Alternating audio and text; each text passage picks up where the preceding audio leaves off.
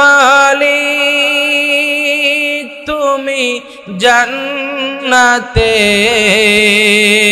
তোমার কাছে আমায় একটি ঘর বানিয়ে দিও, একটি ঘর বানিয়ে দিও।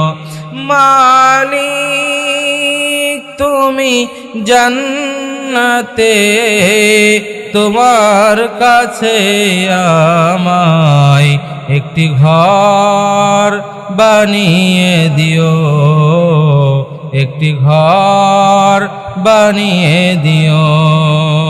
সে বিভীষিকাময় কঠিন দিনে তোমার প্রতিবেশী করে নিও।